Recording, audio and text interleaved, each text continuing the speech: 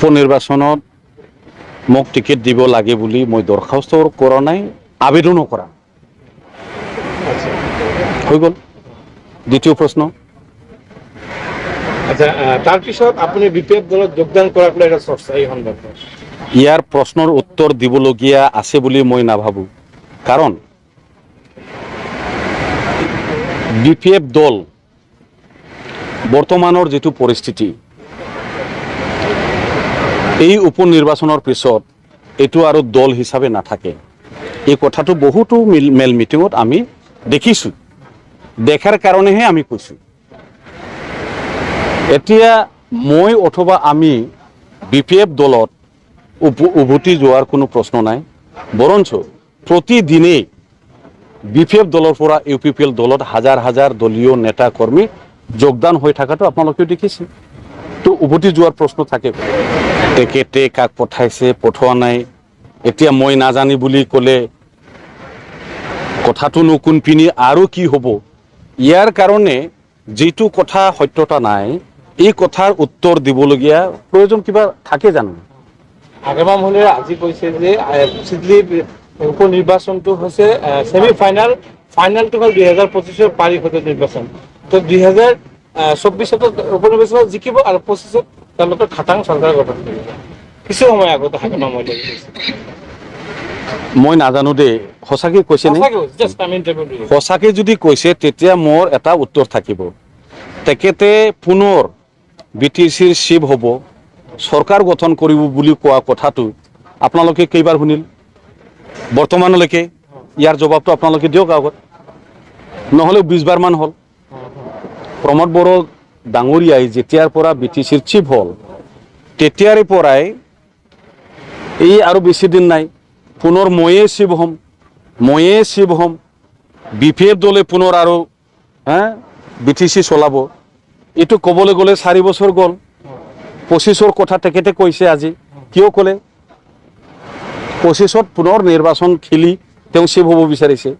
তো গতিকে তেখেতে পুনৰ 25-26ৰ কথা বাদ দিয়ক, বৰ্তমান আৰু অতীতৰ পৰাই তেওঁ কৈ আছে যে পুনৰ ময়ে চিফ হৈ আছোঁ।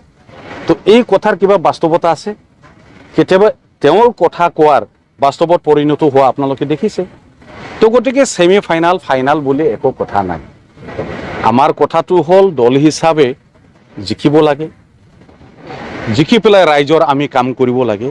নিৰ্বাচন জিকাটো অকল উদ্দেশ্য নহয়, ৰাইজৰ অভাৱ অভিযোগ সমস্যাবিলাকক সমাধান কৰাটো আমাৰ দলৰ দায়িত্ব কৰ্তব্য। আৰু দলীয় হিচাপে যেতিয়া জিকিব, আমাৰ দলৰ প্ৰতিনিধি হ'ব, সেই প্ৰতিনিধি বিধায়ক হওক, মন্ত্ৰী হওক, MCৰে হওক, তেখেতসকলে জনসেৱাত ব্যস্ত হ'ব লাগে। আমাৰ কথাটো হ'ল এইটো, ইয়াত ছেমি ফাইনেল ফাইনেলৰ কথা নাহে। মই এইবিলাক নাভাবোঁ। মই একদম সাধাৰণ সৰু এজন ব্যক্তি।